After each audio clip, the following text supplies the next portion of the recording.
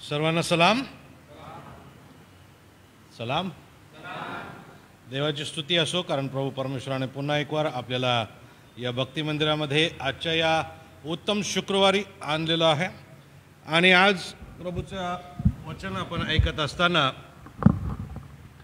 समुद्र पाळक साहेबांनी जरी तीनदा कमीत कमी आज असं जाहीर केलं की आपण प्रभू येशू ख्रिस्ताच्या वधस्तंभावरील 7 उद्गारांवरती आज ऐकणार आहोत किंवा मनन करणार आहोत. परंतु माझी आजची योजना जरा वेगळी आहे.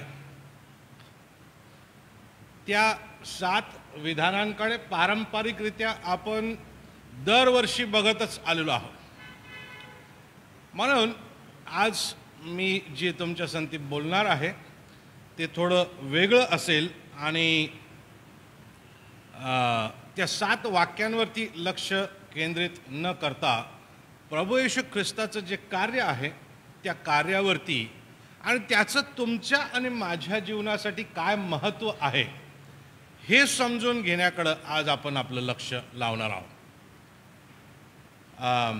ते 7 वाक्य महत्त्वाचे आहेत का? हो.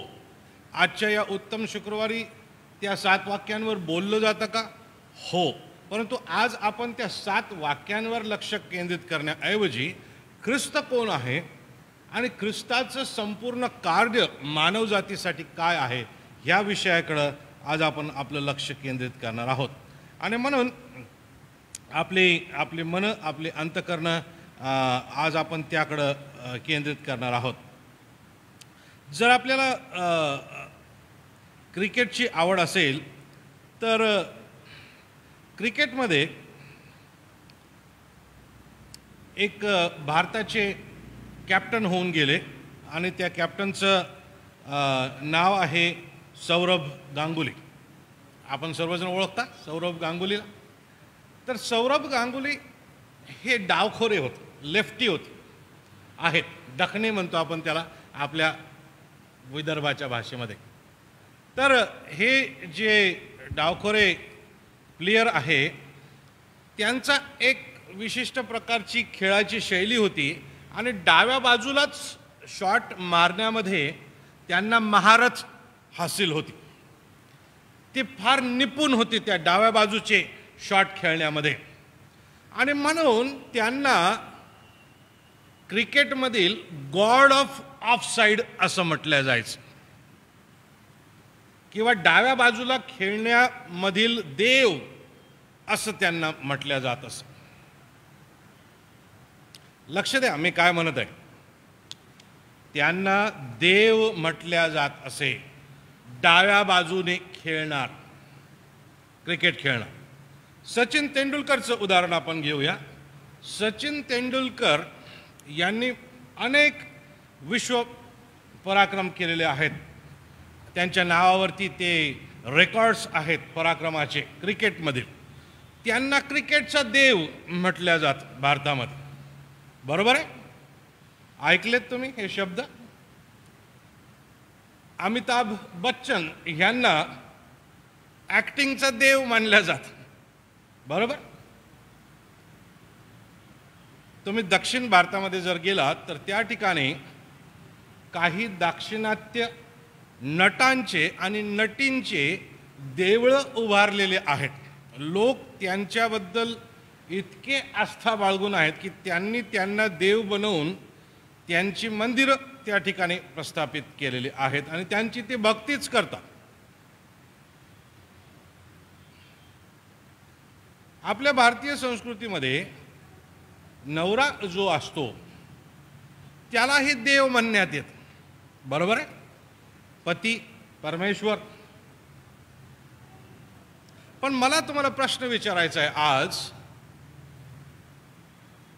की ते खरंच देव आहेत का?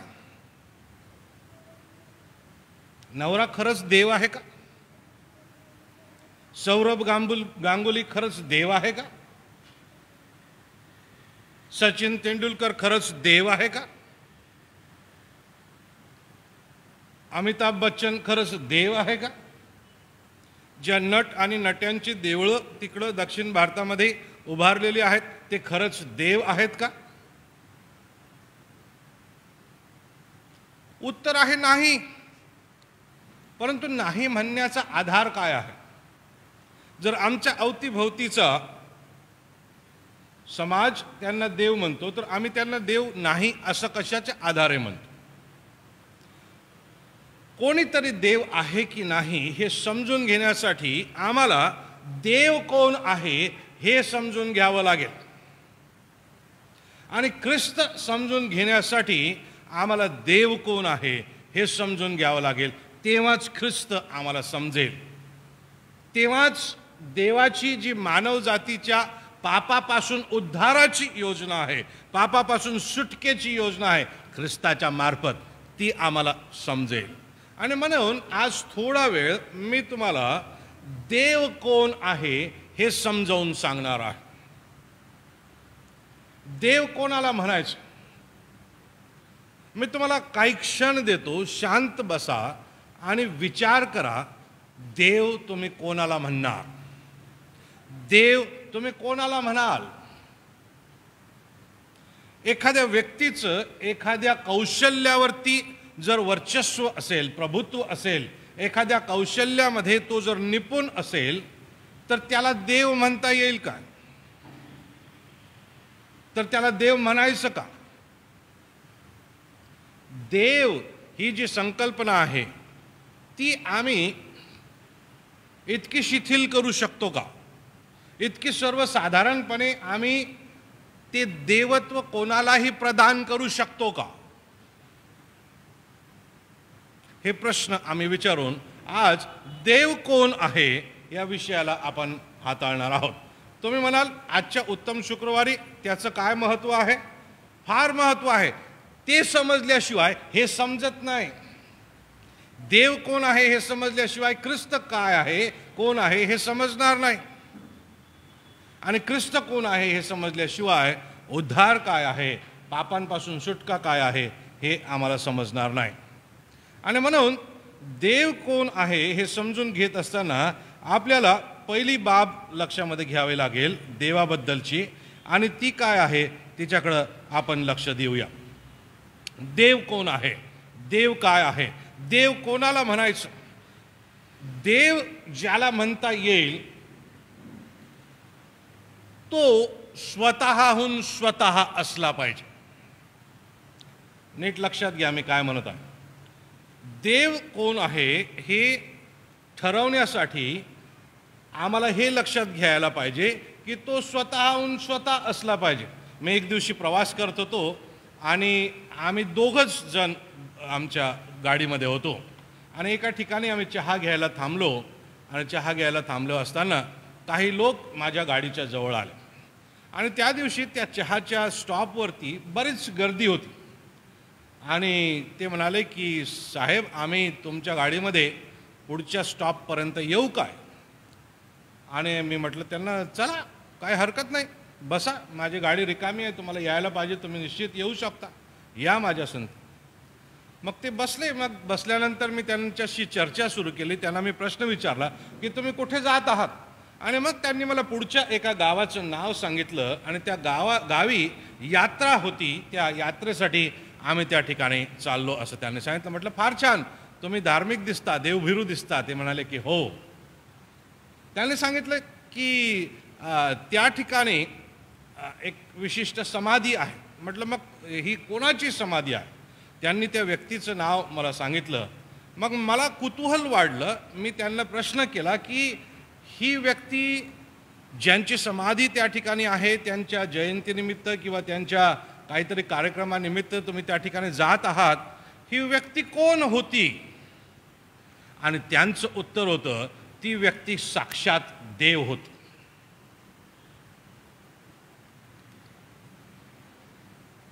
मग मला त्या ठिकाणी प्रश्न पडला. मी त्या गृहस्थांना विचारलं, म्हटलं बंधू, देव कोणाला म्हणायचं?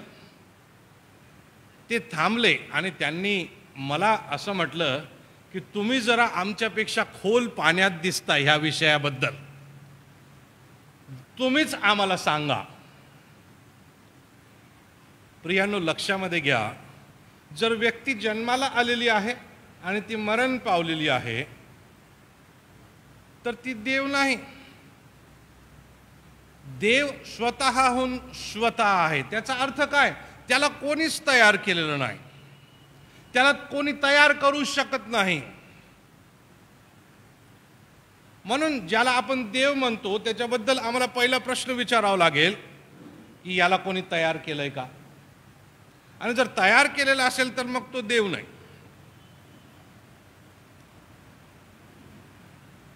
देव त्याच्यापासूनच सर्व काही सुरू झालेला, देवापासून सर्व काही आहे. देव आम्हाला आमच्या पद्धतीनं, आमच्या आवडीनिवडीनं, आम्हाला वाटेल तसा, आम्हाला साजेल शोभेल असा आम्हाला तयार करता येत नाही. आणि आम्ही जर करत असू तर मग तो देव नाही. नीट लक्षात घ्या मी काय बोलत. आणि म्हणूनच बायबल, पवित्र शास्त्र याची सुरुवात कोणत्या शब्दाने होते? प्रारंभी देव. देवापासून सर्व काही. आणि म्हणून देव कोणी तयार करू शकत नाही, देव स्वतःहून स्वतः आहे. आता तो स्वतःहून स्वतः कसा आहे हे आम्ही त्याला भेटल्यावरच कळू शकेल. पण त्याला भेटता कसं येतं त्याच्या काही अटी आहेत, त्या आपण बघणार आहोत. पण त्याला निश्चित भेटता येणार आहे. विश्वास ठेवा, खात्री बाळगा, त्याला निश्चित भेटता येणार आहे. त्याला भेटण्याचा मार्ग आहे, त्याला भेटता येणार आहे. 100% निश्चित अर्थानं त्याला भेटणार आहे. आणि आज आम्हाला जे प्रश्न समजत नाहीत, ज्या प्रश्नांची उत्तरं येत नाहीत, आमच्यासाठी अगम्य अशी आहेत, त्या सर्व प्रश्नांची उत्तरं तो देईल. परंतु त्या देवानं स्वतःला व्यक्त केलेलं आहे, बायबलमध्ये व्यक्त केलेलं आहे, सृष्टीमध्ये व्यक्त केलेलं आहे. आणि म्हणून आम्ही देवाला ओळखू शकतो. तुमच्यामध्ये आणि माझ्यामध्ये देवाला ओळखण्याची क्षमता देवानं ठेवलेली आहे. आणि त्या क्षमतेमध्ये आम्ही आज ठासून खंबीरतेनं हे समजून घेऊ शकतो की देव स्वतःहून स्वतः आहे, त्याला कोणी तयार केलेलं नाही. मग दुसऱ्या गोष्टीकडं आपलं लक्ष आपल्याला वेधावं लागेल. देव कोण आहे याच्याबद्दल आपण बोलत आहोत. पहिली गोष्ट, देव स्वतःहून स्वतः आहे. दुसरी गोष्ट जी देवाबद्दल तुम्ही आणि मी लक्षात घ्यायला पाहिजे ती ही, तो स्वतःहून स्वतः जर आहे त्याच्यापासूनच सगळं काही सुरू होतं आणि त्याच्यापासूनच त्याला सुरुवात नाही आणि त्याला शेवट नाही. त्याच्यापासून सगळं काही सुरू होतं. तो ठरवेल तेव्हा सगळं काही थांबू शकेल. म्हणून आपण असं म्हणू शकत नाही की काळाच्या ह्या तारखेला देवाची सुरुवात झाली, आणि आपण असं म्हणू शकत नाही की काळाच्या या तारखेला देव संपेल. There is no beginning, there is no end. तो सदा सर्व काळसाठी आहे. काळाच्या पूर्वीपासून देव आहे आणि तो सदा सर्व काळसाठी आहे. मग आम्ही एखाद्या गोष्टीला जर देव म्हणतो किंवा व्यक्तीला देव म्हणतो तर आम्हाला देव ते आहेत का हे तपासण्यासाठी हा प्रश्न विचारावा लागेल. यांची सुरुवात झाली होती का, यांचा शेवट झाला का? ठीक आहे, सुरुवात पण दिलेली दिसते, शेवट पण दिलेला दिसतो, तर त्याला देव म्हणता येणार नाही. हां, त्यांचं एखाद्या गोष्टीवरती प्रभुत्व असेल, त्यांच्या एखाद्या गोष्टीवरती कमांड असेल, ते एखाद्या गोष्टीमध्ये निपुण असतील, पण ते देव होऊ शकत नाही. आणि दुसरी गोष्ट मानवजात या नात्यानं तुम्ही आणि मी लक्षात ठेवायची आहे ती ही की देव त्याचं देवत्व कधीच वाटून घेत नाही. हॅलो, देव त्याचं देवत्व कधीच कोणाशी वाटून घेत नाही. त्याला सुरुवात नाही आणि त्याला शेवट नाही. आम्ही असं म्हणू शकत नाही दिनांक अमुक अमुक अमुकला देव सुरुवात झाली आणि दिनांक अमुक अमुक अमुकला देव संपला. त्याला सुरुवात नाही आणि त्याला शेवट सुद्धा नाही. म्हणून आपल्या ज्या देवाबद्दलच्या संकल्पना आहेत, ज्याला आपण देव म्हणून समजतो किंवा देव म्हणून संबोधतो किंवा देव म्हणून ज्याबद्दल आपण विचार करतो, त्याबद्दल ह्या 2 पायाभूत गोष्टी आहेत. अजून 5 बघणार आहोत आपण. हे जोपर्यंत समजत नाही तोपर्यंत ख्रिस्त आम्हाला समजणार नाही. मला तर एवढं म्हणायचं आहे की हे जोपर्यंत समजत नाही तोपर्यंत मानवही आपण नीटरीतीने समजून घेऊ शकत नाही. आणि तुम्हाला माहित आहे का, व्यक्तींचं दैवीकरण करण्यामागची भूमिका हीच आहे, कारण त्यांना देव नीट कळलेला नाही. आणि म्हणून कोणालाही आम्ही देव म्हणतो. देव संकल्पना आम्ही स्वस्थ करून टाकलेली आहे. कोणालाही आम्ही देव म्हणतो. परंतु लक्षात घ्या, देव स्वतःहून स्वतः आहे, त्याला सुरुवात नाही, त्याला शेवट नाही. तिसरी अतिशय महत्त्वाची बाब देवाबद्दल आहे आणि जिच्याशिवाय देव असूच शकत नाही, आणि ती म्हणजे तो पवित्र आहे. पवित्र म्हणजे काय? पवित्राचे अनेक उदाहरणं आपल्याला देता येतील, परंतु सर्वसाधारण पवित्र या शब्दाची जी परिभाषा आहे ती अशी की ज्याच्यामध्ये कुठल्याच प्रकारचा पाप नाही असा. देव पाप करत नाही. देव पाप करत नाही, कारण त्याच्या ठाई पापाचा स्वभावच नाही. हॅलो, देव पाप करत नाही, त्याच्या ठाई पापाचा स्वभाव नाही. आणि म्हणून ज्या कोणाला ज्या कशाला आपण देव म्हणतो त्याच्या ठाई पावित्र्य आहे का हे आम्हाला शोधावं लागेल, हे आम्हाला समजून घ्यावं लागेल. पवित्रता त्याच्यामध्ये नसेल, कुठल्या ना कुठल्या प्रकारे तुम्ही आणि मी मानव जे आहोत आमच्यामध्ये पाप आहे.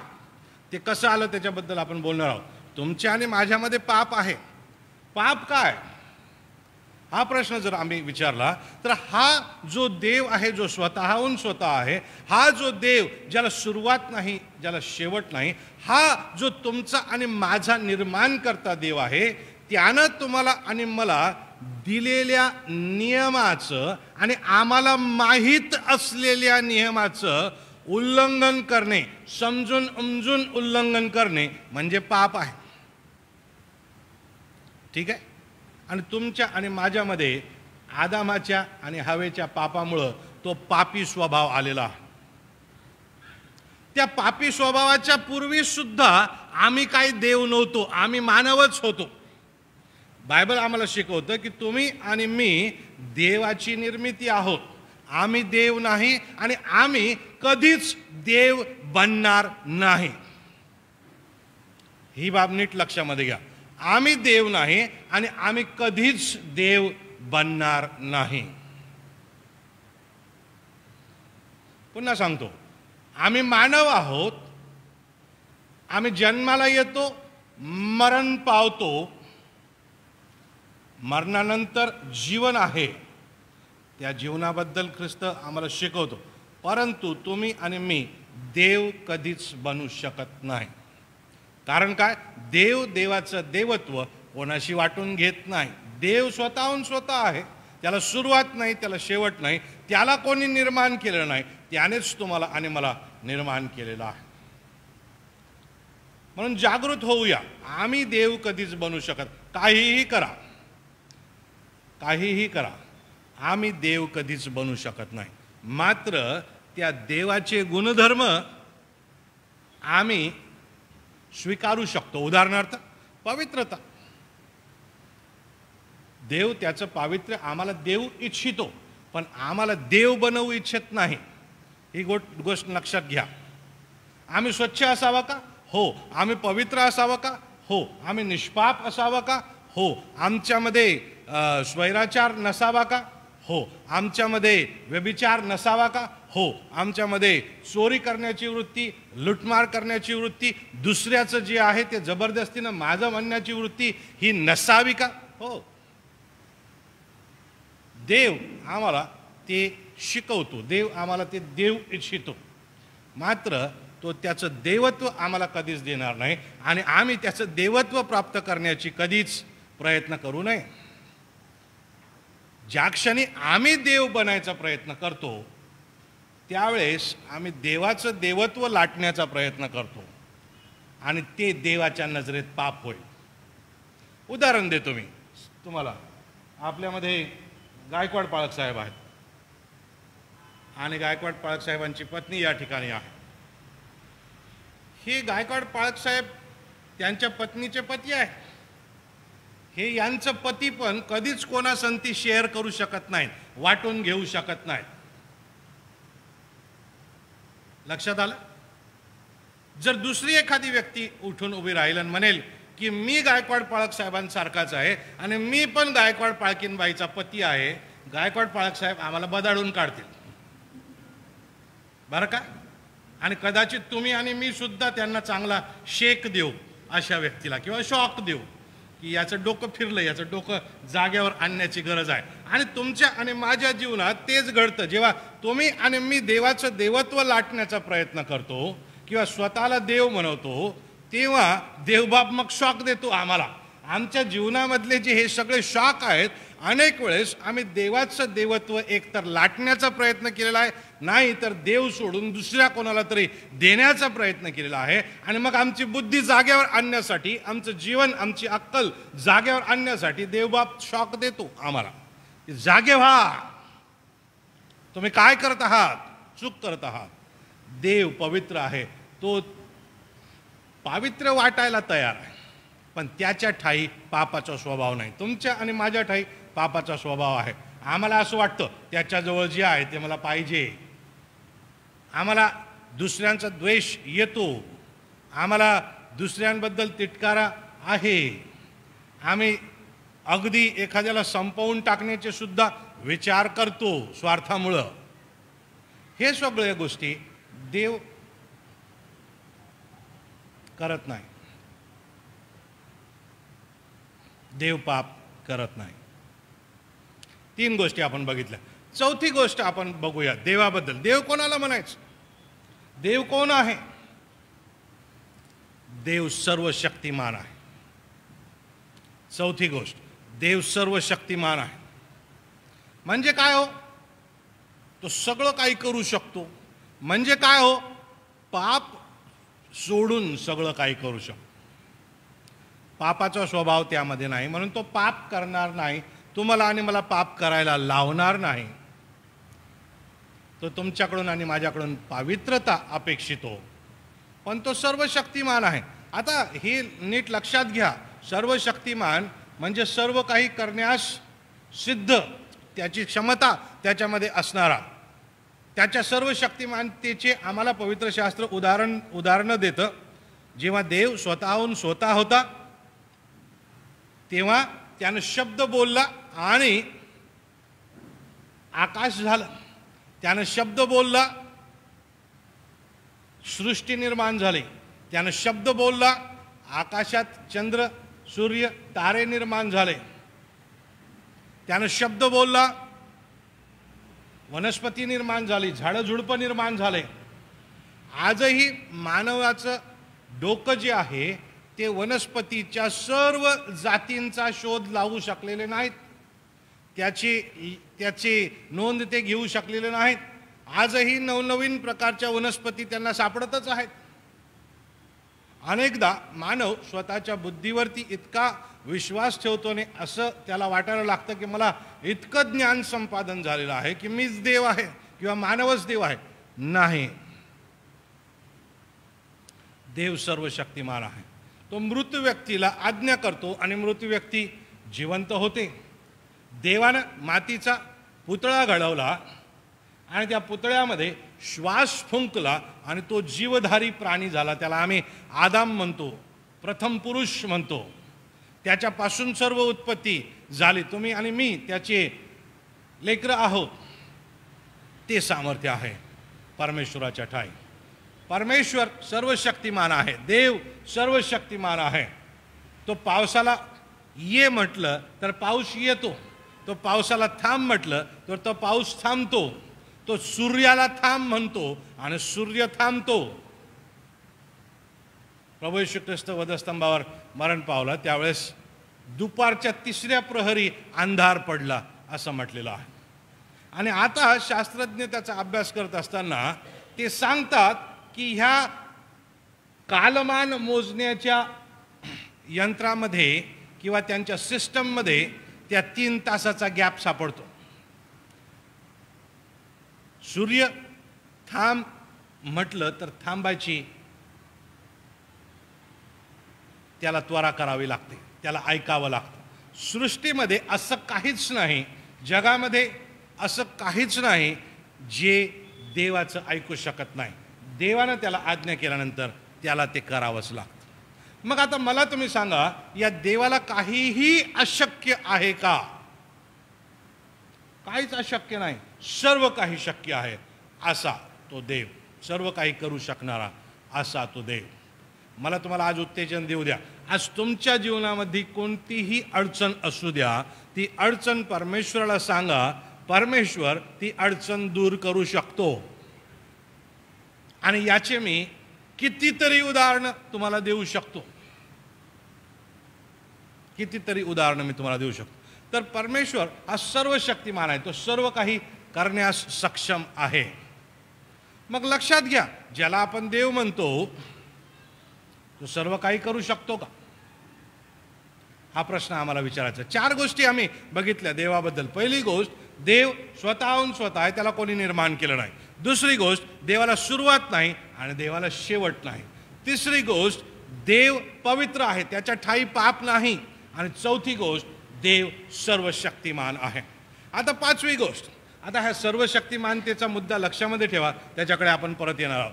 5वी गोष्ट, देव सर्वज्ञ आहे, म्हणजे त्याला सर्व काही माहीत आहे. आता तिकडे मागे खंडागळे वहिनी काय त्या विचार करत आहेत ते परमेश्वराला माहीत आहे. इकडे प्रेम तुम्ही काय विचार करत आहात ते देवाला माहीत आहे. मला कळू शकत नाही प्रेम तुम्ही काय विचार करता. तुम्ही माझ्याकडे बघत आहात, मला असं वाटतं की तुम्ही माझं ऐकत आहात, आणि तुमच्या त्या बघण्याच्या आविर्भावाकडे बघून मी म्हणू शकतो प्रेम आता माझं ऐकत आहे. ठीक आहे, पण ते मला दिसतं म्हणून मी म्हणू शकतो. पण असंही शक्य आहे की प्रेम ॲक्टिंग करत असेल, माझ्याकडे मन लावून ऐकण्याचे बघण्याची, पण त्याचे विचार वाशिमला असतील. मी सांगू शकत नाही, पण देवाला माहीत आहे, देव सांगू शकतो, देव सर्वज्ञ आहे. तिकडे राजपूत साहेबांच्या मनात काय आता सुरू आहे हे देवाला आत्ताच माहीत आहे, आणि इकडे निकाळजी साहेबांच्या मनात काय सुरू आहे ते देवाला एकाच वेळेस माहीत आहे. त्याच्यापासून काही लपलेलं नाही. मानव मर्यादित आहे, देव अमर्याद आहे. मानवाला 2 लोकांचं एकाच वेळेस ऐकता येत नाही.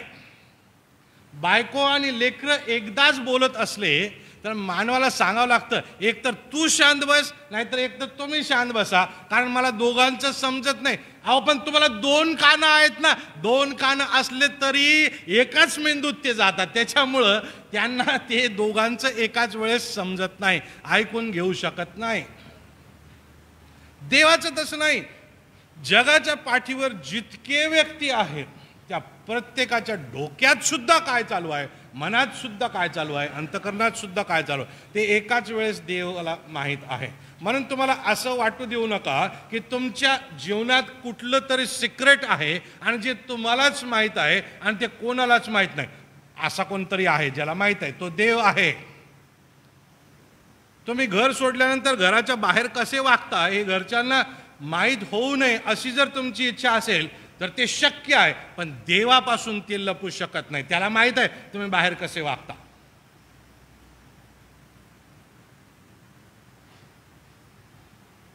लेकरांनो, तुम्ही घर सोडून बाहेर गेल्यानंतर तुम्ही काय करता ते सगळं देव बघतो आणि त्याला ते माहीत आहे. घरी मम्मी पप्पांना माहीत नसेल, पण देव बापाला माहीत आहे.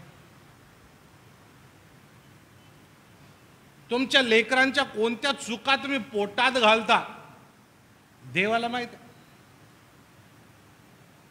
काय लपवून ठेवता देवाला माहित आहे. अनेक वेळेस तुम्ही आणि मी कोणाला तरी भेटायला गेलो की आम्ही वरपंगीपणा करतो नाही का. अरे किती छान, खूपच आनंद वाटला तुम्हाला भेटून, आणि मनात काय विचार चालतो, आता कशाला आला असेल हा आज, कशाला ही डोकेदुखी आली आज, नाही का.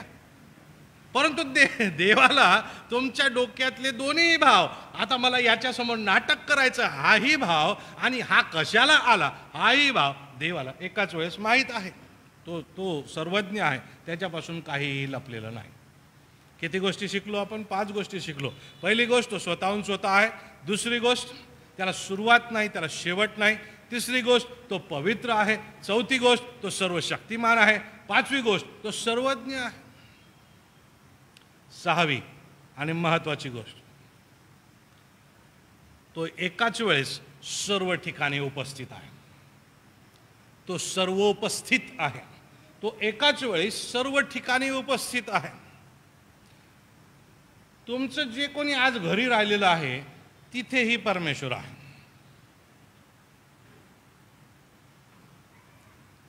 तुमचे नातेवाईक परगावाला राहतात का, तिथेही परमेश्वर आहे. आज जगभराच्या चर्चेसमध्ये त्याचे भक्त एकत्र होऊन परमेश्वराची स्तुती करत असताना तिथेही परमेश्वर आहे.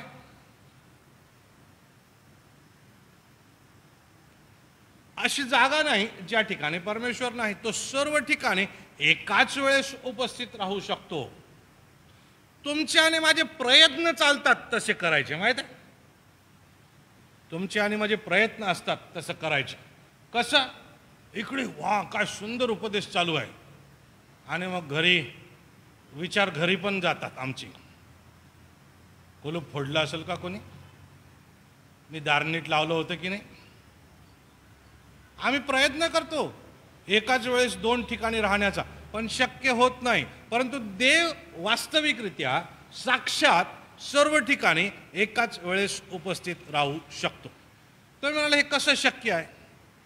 हवेचं उदाहरण घेऊया आपण. हवा सर्व ठिकाणी एकाच वेळेस असते की नाही. हो, अंधार असो का दिवस असो, हवा सर्वच ठिकाणी आहे. ऑक्सिजन असतो सगळ्याच ठिकाणी, असतो की नाही. मग जर देवाची निर्मिती ही हवा सर्व ठिकाणी असू शकते, तर देव का असू शकत नाही. असू शकतो. देव सर्व ठिकाणी एकाच वेळेस उपस्थित आहे. सर्वोपस्थित तो आहे. आता लक्षामध्ये घ्या, याचा अर्थ काय. मानव सर्व ठिकाणी एकाच वेळेस उपस्थित राहू शकत नाही. देवदूत, नीट लक्षात घ्या, देवाचा दूत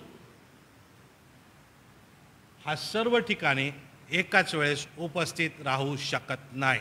तो एका वेळेस एकाच ठिकाणी उपस्थित राहू शकतो. तो इथून तिथं जाऊ शकतो का तुमच्या आणि माझ्यासारखा. हो, पण तो सर्व ठिकाणी एकाच वेळेस उपस्थित राहू शकत नाही.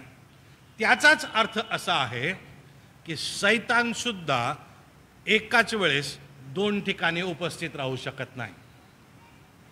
त्याचाच अर्थ असा आहे की सैतानाची जी भूत आहेत, जी दुरात्मी आहेत, जे सैतानाच्या सोबत कार्य करतात, आहे सैतान आहे, देवदूत आहे, भूत आहेत, 100% आहेत.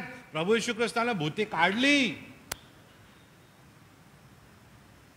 सैतानानं प्रभू येशू ख्रिस्ताची परीक्षा पाहिली. हो, पण हा सैतान, त्या सैतानाची भूत आणि देवाची दूत हे सुद्धा एका वेळेस एकाच ठिकाणी राहू शकतात. अनेक ठिकाणी ते राहू शकत नाही. ते मर्यादित आहे. एकच आहे जो अमर्याद आहे, आणि तो आहे देव. आमेन. 6 गोष्टी आपण बघितल्या. आता 7वी गोष्ट बघू, जी अतिशय महत्वाची आहे. देव त्रैक आहे. आता तुम्ही म्हणाल हे कसं, मी सांगतो समजावून. आणि त्याला पवित्र शास्त्रामध्ये, बायबलमध्ये father, son and holy spirit किंवा बाप, पुत्र आणि पवित्र आत्मा असं म्हटलेलं आहे. आणि हे तीनही एकच आहे. हे तीन आहेत पण एकच आहे. आता तुम्ही म्हणाल कसं. उदाहरण देतो. सोपे उदाहरण आहेत. कधी कधी सोप्या गोष्टी आम्ही कठीण करून टाकलेल्या असतात. आम्हीच कठीण करून टाकतो त्या.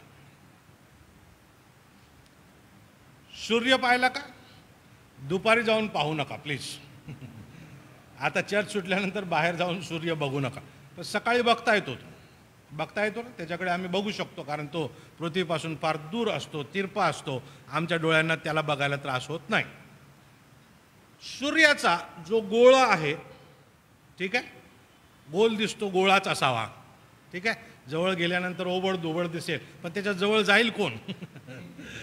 पण तो गोळा आम्हाला दिसतो, ठीक आहे. तर तो गोळा आहे, त्या गोळ्याला आपण सूर्यच म्हणतो. बरोबर? सकाळी दिसतो तो सूर्यच असतो की नाही? का चंद्र? सकाळी चंद्र दिसतो का? हो, कधी कधी दिसतो. हॅलो, कधी कधी दिसतो सकाळी चंद्र, पण जो उगवणारा असतो की नाही दिवसा, त्याला आपण सूर्य म्हणतो. तो गोळा. मग तो उगवल्यावर काय होतं? पृथ्वीवर काय येतो? प्रकाश येतो. तोही सूर्यच आहे. तो प्रकाश सुद्धा सूर्यच आहे. आणि तो जसा जसा वर चढतो मग काय होतं? उन्हाळ्यात उष्णता, त्याची ऊर्जा. आमच्या ह्या प्रदेशात मार्च, एप्रिल, मे भयंकर उकाडा आपल्या ठिकाणी असतो. आम्हाला असह्य ते होतं. कूलर लावावं लागतं, AC लावावा लागतो, ते लावून पंखेसुद्धा लावावे लागतात. तेव्हा कुठं थंडावा येतो? तो उकाळा तोही सूर्यच आहे. ती उष्णता, ती ऊर्जा, त्या ऊर्जेद्वारे वनस्पती जगते. ती ऊर्जा तुमच्या आणि माझ्यासाठी आवश्यक आहे. त्या ऊर्जेशिवाय व्हिटॅमिन डी डिफिशियन्सी आमच्या शरीरात येते आणि मग कसंच व्हायला लागतं आम्हाला. ते व्हिटॅमिन डी आमच्यामधलं कमी झालं तर ते सूर्यापासून आम्हाला मिळतं. पण त्याची ऊर्जा, त्याचा प्रकाश किंवा त्याची किरण आणि तो सूर्याचा गोळा वेगळे समजावून सांगितले की नाही मी? हो, पण तरी ते एकच आहे. बाप, पुत्र आणि पवित्र आत्मा. ओके, ठीक आहे. तुम्ही म्हणाल अजून एखादं उदाहरण देतो ना? अंड बघितलं? ते म्हणाल छी मी व्हेजिटेरियन आहे. ठीक आहे, खाऊ नका, पण बघितलं तर आहे की नाही?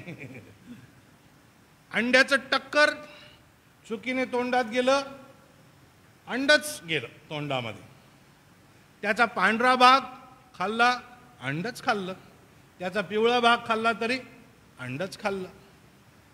टक्कर, पांढरा भाग, पिवळा भाग, 3 गोष्टी आहेत, पण शेवटी ते अंडच आहे.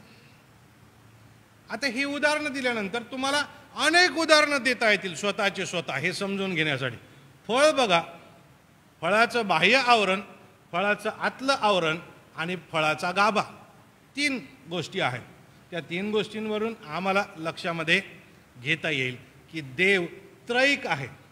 3 देव आहेत असं मी म्हणत नाही, नीट लक्षात घ्या. त्यांचं व्यक्तित्व वेगळं वेगळं आहे. ते स्वतःला व्यक्त वेगळं वेगळं करतात, परंतु ते एकच आहे. आमेन? लक्षात येत आहे?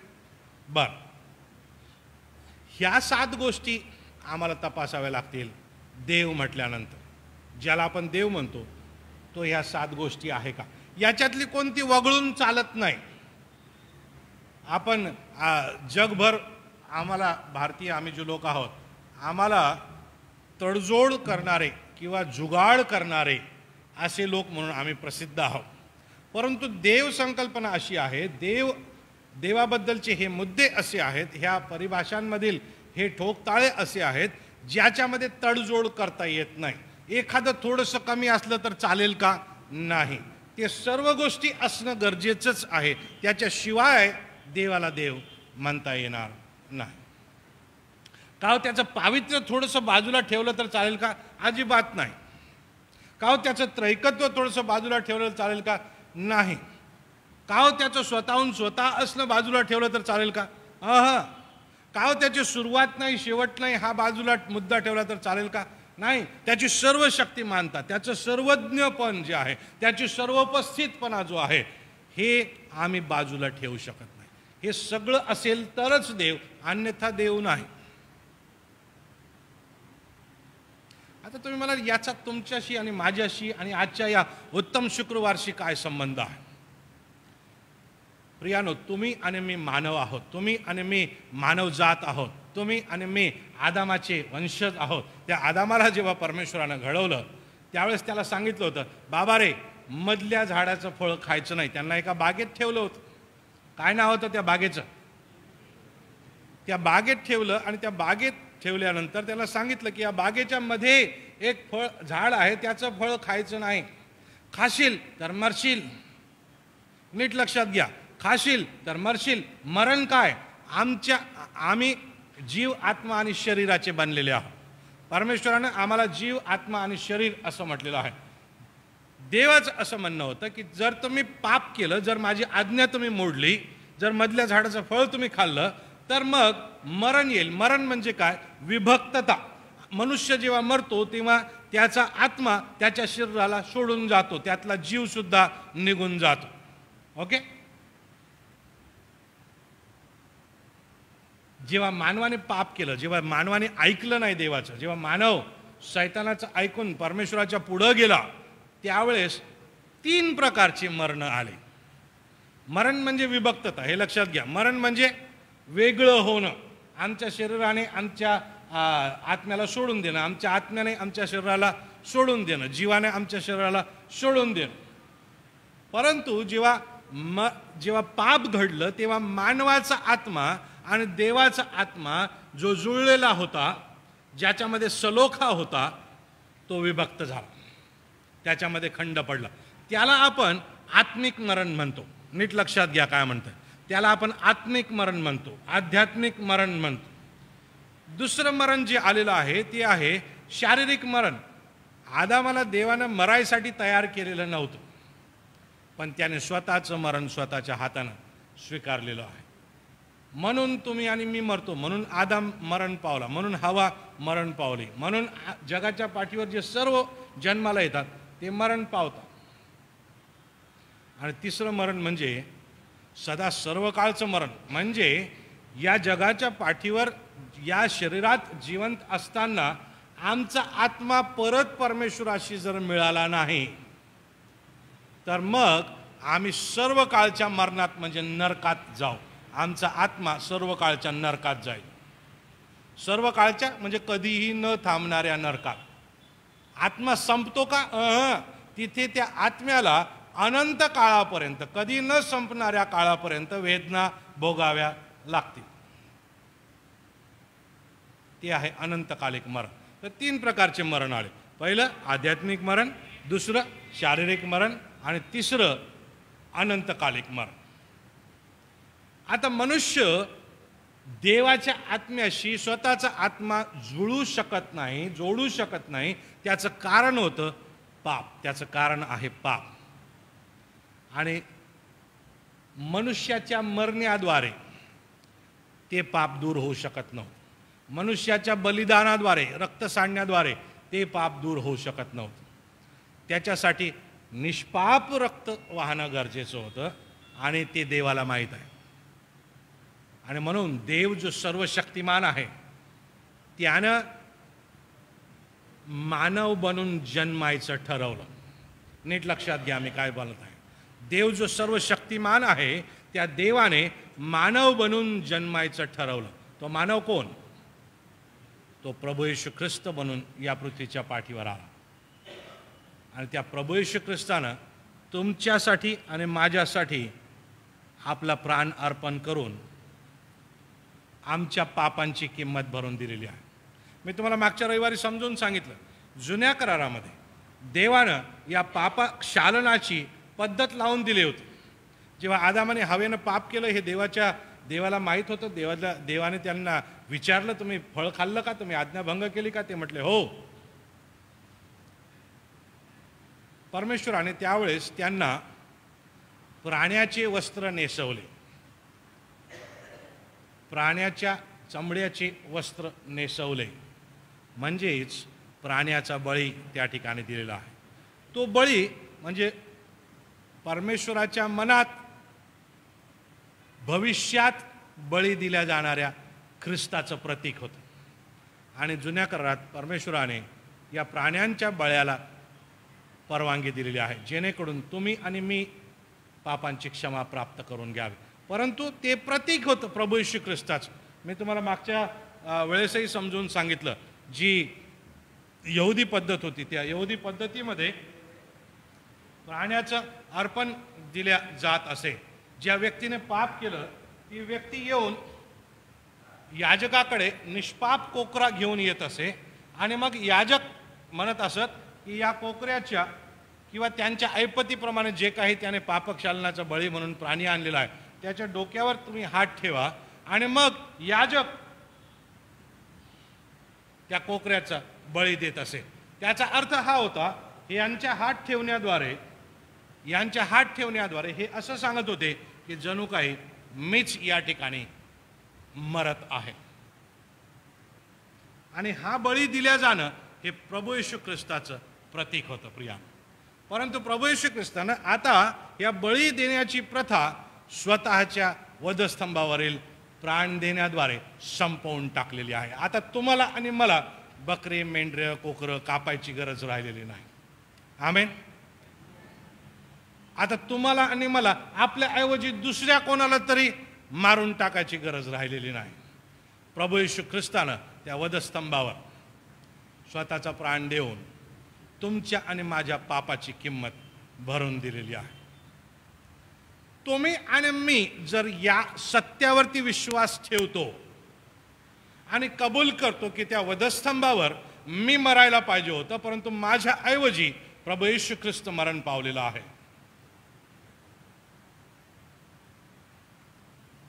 तर त्याच्या सोबत माझं पापही मारल्या गेलेलं आहे. मी आतापर्यंत केलेल्या सर्व देवाच्या आज्ञांच्या उल्लंघनाला सुद्धा त्या वधस्तंभावरती खिळून टाकण्यात आलेलं आहे.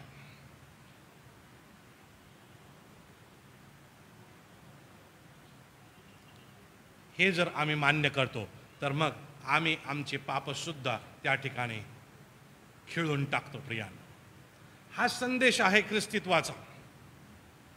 ख्रिस्तित्व हे धर्मांतरण नाही, हे हृदयांतर आहे. हे खऱ्या देवाला ओळखणं आहे. पापांची क्षमा प्राप्त करणं हे ख्रिस्तित्व आहे. मानवाच्या उद्धाराचा संदेश हे ख्रिस्तित्व आहे.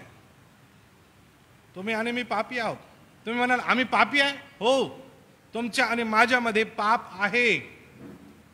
कसं समजेल तुमच्या आणि माझ्यामध्ये पाप आहे? लहान बाळ घ्या. त्या लहान बाळाला अतिशय भूक लागल्यानंतर त्याला दुधाची बॉटल द्या, एक घोट पिऊ द्या आणि ती बॉटल काढून घ्या. काय करतं ते बाळ? करून दाखवू का?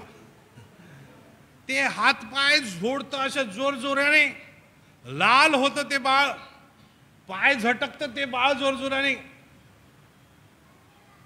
अतिशय कर्कश असं ते रडतं बाळ आणि त्याला राग येतो. त्यावेळेस मानसशास्त्रज्ञांचं असं म्हणणं आहे की त्यावेळेस त्या बाळाला आलेला राग जो असतो तो एखाद्या व्यक्तीचा जीव घेण्यास पुरेसा असतो. कुठून आलं हे? तुम्ही शिकवलं का त्याला असं करायचं? बाळा दूध नाही दिलं तर नाही. दुसरी गोष्ट, थोडेसे मोठे लेकरं घ्या, थोडेसे चालू फिरू लागले की तशी लेकरं लक्षामध्ये घ्या आणि त्यांना सुंदर एखादा खेळणं आणून द्या आणि त्याला सांगायचं एकटंच खेळायचं हा बाळा. म्हणते हो. परंतु ज्या क्षणी त्याला दुसरं बाळ दिसतं किंवा दुसरं त्याच्यासारखं लेकरू दिसतं ते खेळणं घेऊन ते त्याच्याजवळ जातं. मग काय होतं? ते दुसरं खेळायला आलेलं लेकरू याचं खेळणं घेऊन टाकतं. मग हे ज्याचं खेळणं आहे ते म्हणते दे. तो दुसरा जो आहे तो म्हणतो नाही देत. आणि मग त्यांची ओढाताण सुरू होते दोघांची आणि मग त्यांचं भांडण होतं. मग त्याच्यातलं एक हिसकावून घेणारं म्हणा किंवा ज्याचं आहे ते म्हणा, कोणीतरी त्या दुसऱ्या बाळाच्या कानाखाली वाजवतं किंवा बोखरतं किंवा बोचकारतं किंवा त्याच्या छातीवर बसतं. त्या व्हिडिओजमध्ये यूट्यूबवरती येणाऱ्या लहान लेकरांच्या व्हिडिओजमध्ये बघा, अगदी छोटे 2-3 वर्षाचे लेकरं एक दुसऱ्यासंगती कुस्ती खेळताना आणि मारताना दिसतात. मला तुम्ही सांगा, तुम्ही त्यांना शिकवता का हो जन्मल्यानंतर की असं करायचं? हा बाळा, कोणी काही तुझं घेतलं तर नाही शिकवत. मग हे आलं कुठून? हे दुसऱ्याचं जे आहे ते माझंच म्हणण्याची वृत्ती त्या बाळामध्ये आली कुठून? आणि त्यानं ते दिलं नाही तर त्याचा अगदी जीव घेण्या पद्धतीनं त्याला ठोकणं हे त्याच्यामध्ये आलं कुठून? त्याला ओरबाडणं, त्याला बोचकारणं हे आलं कुठून? हा पापी स्वभाव आहे. आणि म्हणून असं म्हणू नका की आम्ही पापी नाही, आमच्यात पाप नाही. नाही, हा पापाचा स्वभाव आमच्यामध्ये आहे. देवाच्या इच्छेचा, देवाच्या ज्ञात नियमांचा, देवाच्या माहीत असलेल्या नियमांचं उल्लंघन करण्याचा हा स्वभाव आम्हा सर्वांमध्ये आहे. आणि त्या स्वभावामुळं आम्ही सर्व शरीराने तर मरणारच आहोत. त्या पापामुळं, त्या पापाच्या स्वभावामुळं आमचं आणि देवाचं नातं तुटलेलं आहे.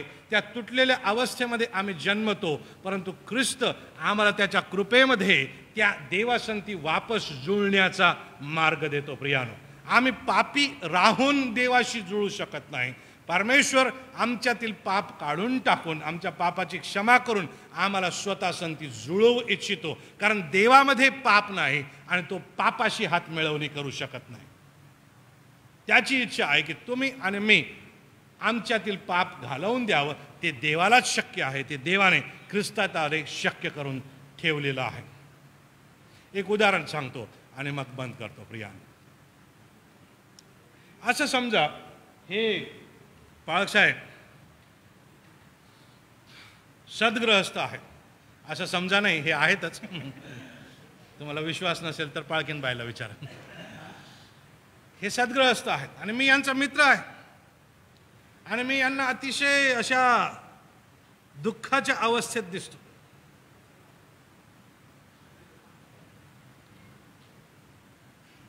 काय केलं यांनी बघा, ताबडतोब यांनी या ठिकाणी आस्था दाखवलेली आहे की काय प्रॉब्लेम आहे. आणि माझं ते सुरूच, शेवटी हे मला विचारतात तुमची काय अडचण आहे. मग मी यांना सांगतो की माझ्यावर खूप खर्च झालाय बंधू. ते मला किती खर्च झालाय? 1 लाख रुपये. बा, हे चांगले गृहस्थ आहेत.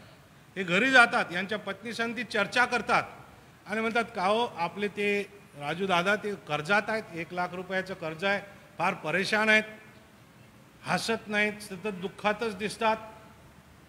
मग हे सद्गृहस्थ, यांची पत्नी सद्गृहस्थ, हे काय म्हणतात का हो आपण आपलं घर विकलं 25 लाखाला, त्याच्यातले 1 लाख रुपये त्यांचं कर्ज देऊन टाका ना, मोकळं करा त्यांना त्यांच्या कर्जातून. मग हे माझ्याकडे येतात, म्हणतात कोणत्या सावकाराकडून घेतले होते किंवा कोणत्या बँकेतून तुम्ही घेतले होते. मी त्यांना सांगतो, हे जातात त्या सावकाराकडं, त्यांना म्हणतात की राजू यंगड नावाच्या गृहस्थाचा लेख काढा, कर्जपत्र काढा, ऋणपत्र म्हणतात नाही का त्याला, ते काढा. ते काढतात. ते म्हणतात हे 1 लाख रुपये घ्या आणि याच्यावर सही करून लिहून द्या की कर्ज फिटलेले आहे, घेऊन पावलो, काही उरलेलं नाही. आणि तो ॲग्रीमेंटचा कागद घेऊन हे माझ्याकडे येतात आणि मला म्हणतात की आता आनंदी राहायचं, आता दुःखी राहायचं नाही, आता टेन्शन घ्यायचं नाही. आणि मी म्हणतो असं कसं टेन्शन घेऊ नको, अरे 1 लाख रुपये द्यायचेत, कर्ज वाढतंय. ते म्हणतात नाही, हा तुझ्या सही केलेला कागद, याच्यावरती काय लिहिलेलं आहे बघ सावकाराने की पैसे भेटलेले आहेत. मी म्हणतो हे कसं काय शक्य आहे. हे म्हणतात आमच्याकडे 25 लाख रुपये होते, आमचं घर विकलं होतं, आम्हाला आताच घर घेणं नाही आहे. मी आणि माझ्या पत्नीने विचार केला की तुम्हाला कर्जातून मोकळं करायचं, तुमचं कर्ज आम्ही फेडून टाकलेलं आहे. आता मला तुम्ही सांगा, मी जर यांनी आणलेल्या कागदावर विश्वास ठेवला नाही तर मी कर्जातून मुक्त होईल का? यांनी भरून दिलेले आहेत पैसे ऑलरेडी, परंतु मी जर यांनी केलेल्या कृत्यावर विश्वास ठेवत नाही, ते सत्य आहे का? यांनी केलेलं कृत्य सत्य आहे का? हो. त्याचा पुरावा आहे का? अरे हो, त्याच्यावरती लिहिलेलं आहे, सही आहे. पण माझा विश्वास नाही का? असं कुठं असतं का?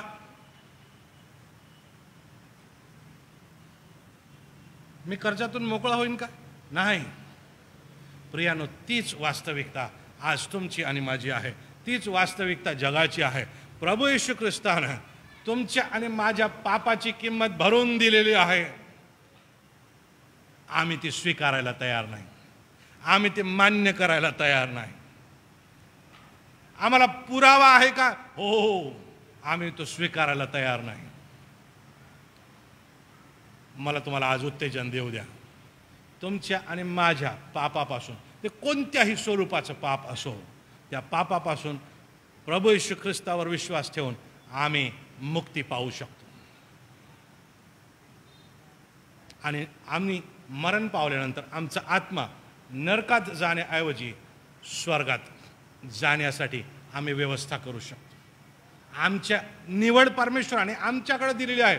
स्वर्गात जायचं की नरकात जायचं, ख्रिस्तावर विश्वास ठेवायचा आहे आम्हाला. फक्त त्या ख्रिस्तानं या पृथ्वीच्या पाठीवर मानव बनून येऊन तुमच्या आणि माझ्यासाठी प्राण दिला, 3 दिवस पुरलेला राहिला, 3ऱ्या दिवशी पुनरुत्थित झाला आणि आम्हाला घ्यायला येणार आहे.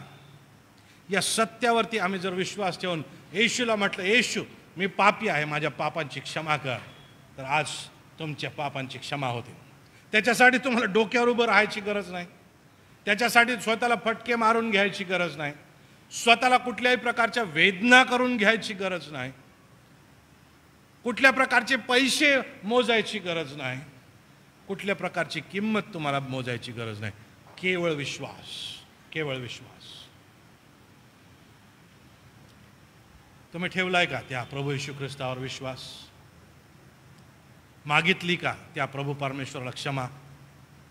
आपण प्रभू येशूला जर म्हटलं, देवाला जर म्हटलं, देवा होय मी पापी आहे, मी तुझे हे जे उद्धाराचं कार्य केलेलं आहे त्या कार्यावर विश्वास ठेवतो, मी प्रभू येशू ख्रिस्ताला तू पाठवलंस यावर विश्वास ठेवतो, त्या प्रभू येशू ख्रिस्तासोबत माझे पाप त्या वधस्तंभावर तू खेळून टाकलेस यावर विश्वास ठेवतो, तो उठलेला आहे आणि मला परत घ्यायला येणार आहे यावर मी विश्वास ठेवतो, माझ्या पापांची क्षमा कर, एवढंच म्हणायचं आहे.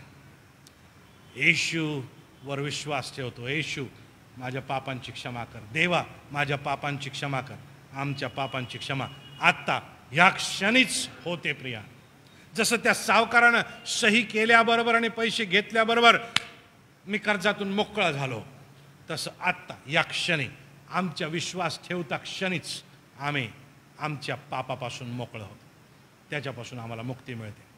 आपले डोळे बंद करा, आपल्या मानाखाली लावा आणि देव जर आपल्या संती बोलत आहे, देव जर आपल्या संती संभाषण करत आहे, जर तुम्हाला असं वाटतं की होय आज मी माझ्या पापांची क्षमा मागावी आणि माझं जीवन प्रभूला मी देऊन टाकावं, तर प्रभूला तसं म्हणा, प्रभू संती बोला, प्रभूला सांगा की प्रभू होय मी पापी आहे, माझ्या पापांची क्षमा कर. आणि प्रभू आज आमच्या पापांची क्षमा करण्यास तयार आहे. कदाचित तुम्ही कधीतरी कुठेतरी पापांची क्षमा मागितली असेल, परंतु पुन्हा पापात तुम्ही पडले असाल, पुन्हा कदाचित तुमच्या जीवनात पापाचे संघर्ष सुरू असतील. आज प्रभू संती आमचं नातं पुन्हा एक वार नव्यानं जोडून घेऊया. प्रभूला म्हणूया की प्रभू मी जरा तुझ्यापासून दूर गेलो होतो, मला वापस आपल्या कह्यात घे, मी आज माझं जीवन पुन्हा एक वार तुला सोपवून देतो. आज या ठिकाणी उपस्थित मंडळी जी आहे, तुम्ही कोणीही असा, ख्रिस्ती असा, गैर ख्रिस्ती असा, मानव जर आहात तर आम्ही पापी आहोत. आणि म्हणून येशूला जर तुम्ही म्हणता की माझ्या पापांची क्षमा कर, तर आज येशू पापांच्या क्षमा करायला तयार आहे. आपले डोळे बंद असताना मला तुम्हाला प्रश्न विचारायचा आहे. जर देव तुमच्या संती बोलत आहे, जर तुम्हाला वाटतं की होय माझ्यात पाप आहे आणि मला पापांची क्षमा मिळणं गरजेचं आहे, तर आपला हात वर करूया. कोणी तुमचा हात बघणार नाही आहे. देव तुम्हाला आशीर्वाद देव. आमेन. देव तुम्हाला आशीर्वाद देव. तुमचे हात बघितले, देव तुम्हाला आशीर्वाद देव. तुमचा हात बघितला, भाऊ तुमचा हात बघितला, देवबाप तुम्हाला आशीर्वाद देव. बहिणी तुमचा हात बघितला, देवबाप तुम्हाला आशीर्वाद देव. ताई तुमचा हात बघितला, देवबाप तुम्हाला आशीर्वाद देव. आपला हात खाली करू शकता तुम्ही. अजून जर कोणाला वाटतं की होय मला पापांच्या क्षमेची गरज आहे, तर आज प्रभूला म्हणूया, यस तुमचा हात बघितला, देवबाप तुम्हाला आशीर्वाद देव. भाऊ तरुण लोक हात वर करत, देव तुम्हाला आशीर्वाद देव. तुमचा हात बघितला बंधू, तुमचा हात बघितला बंधू.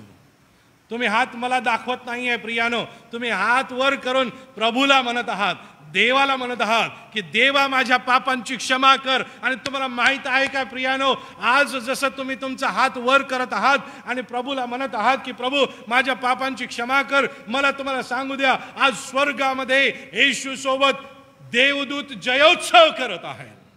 त्या ठिकाणी सेलिब्रेशन सुरू झालेलं आहे, मोठा उत्साह सुरू झालेला आहे, मोठा उत्साह साजरा केला जात आहे. का हो? कारण तुम्ही आणि मी पापामध्ये भरकटलेलो होतो. देव आज तुम्ही देवाला वापस स्वीकारत आहात, देवाच्या तुम्ही वापस जवळ येता. तुमचा हात बघितलेला आहे बंधू, हात खाली करा. तुमचा हात बघितला, हात खाली करा. देवाची स्तुती असो. मला तुम्हाला उत्तेजन देऊ द्या. ज्यांनी हात वर केले जर तुम्हाला धैर्य आहे तर उभे राहा, डोळे उघडू नका. तुम्हाला कोणी बघणार नाही. आम्ही कोणाला दाखवायसाठी उभं राहत नाही आहे. ज्यांनी हात वर केले ते उभे राहू शकतात. देवाची स्तुती असो. यावेळेस आपण एक गीत गाऊया. आज विजय प्रभू परमेश्वर तुम्हाला देत आहे. जय प्रभू परमेश्वर तुम्हाला देत आहे. देवाची स्तुती असो, देवाची स्तुती असो. डोळे बंद ठेवा, डोळे बंद ठेवूया, डोळे बंद ठेवू. प्रार्थना करत राहा, देवासंती बोलत राहा. देवाचे आभार माना की देवा तू माझ्या पापांची क्षमा केली, मी तुझे आभार मानतो. देवा तू माझ्या पापांचं ओझ माझ्यावरून काढून घेतलेलं आहेस, आम्ही तुझे आभार मानतो. आपण प्रभूच्या नावाला धन्यवाद देऊया, त्याचं गौरव करूया आणि गीत गाऊया. जय मिळेल, जय मिळेल, येशू रक्ते जय.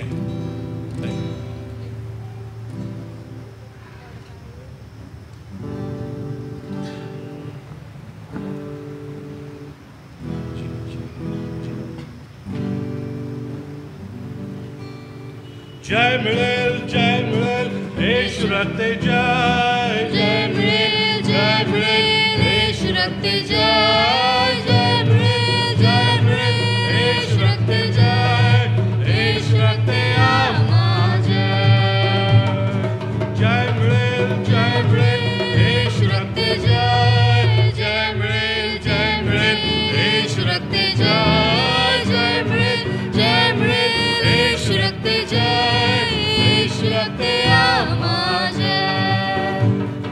जय मिळेल, जय मिळेल, येशू रक्ते जय. जय मिळेल, जय मिळेल, येशू रक्ते जय. जय मिळेल, जय मिळेल, येशू रक्ते जय. येशू रक्ते आम्हा जय. देवाची स्तुती असो. ज्यांनी आज पहिल्याच वेळेस जीवनामध्ये पहिल्याच वेळेस प्रभू येशूला क्षमा मागितली असेल, त्यांनी आजचा वेळ हा लक्षामध्ये ठेवा. 15 एप्रिल दुपारी 12 वाजता तुम्ही तुमचं जीवन प्रभू परमेश्वराला दिलेलं आहे. आजच्या या क्षणी येशूनं तुमचे पाप काढून घेतलेत. तुम्ही येशूच्या नजरेमध्ये, देवाच्या नजरेमध्ये शुद्ध झालेले आहात, पवित्र झालेले आहात, स्वर्गाचे नागरिक तुम्ही बनलेले आहात. देव तुम्हाला आशीर्वाद देव. प्रियानो, आपल्या निर्णयामध्ये आता स्थिर राहा. ते येशूच्या मागं चालणं म्हणजे काय याचा अभ्यास करत राहा. देवाच्या संती संबंध ठेवण्यासाठी बायबल वाचन, प्रार्थना आणि ख्रिस्त भक्तांची सहभागिता या 3 गोष्टी आवश्यक आहेत.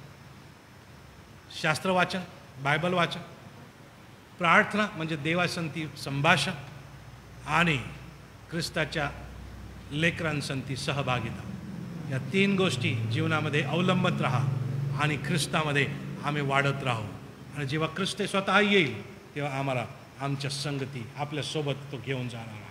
देवाची स्तुती असो. देवबाप तुम्हाला आशीर्वाद देव. देवबाप तुमचं सहाय्य करो. येत्या दिवसांमध्ये देवबाप त्याच्या मार्गात चालण्यास तुम्हाला शक्ती देव. मी तुमच्यासाठी प्रार्थना करतो. प्रभू, आम्ही तुझे आभार मानतो, तुझ्या नावाला धन्यवाद देतो, तुझं गौरव करतो बापा. कारण ह्या ठिकाणी तुझ्या लेकरांनी परत तुझ्याशी जुळण्याचा निर्णय घेतलेला आहे. परत आपल्या पापांची क्षमा मागण्याचा निर्णय त्यांनी घेतलेला आहे. आणि त्यांना तू त्यांच्या पापांची क्षमा आता या क्षणीच केलेली आहेस. आम्ही तुझे आभार मानतो, तुझ्या नावाला धन्यवाद देतो, तुझं गौरव करतो. हा विश्वास तू बघत आहेस. आता इथून पुढं या प्रत्येक व्यक्तीचं जीवन हे तुझ्या संगतीत चालणारं जीवन तू बनव.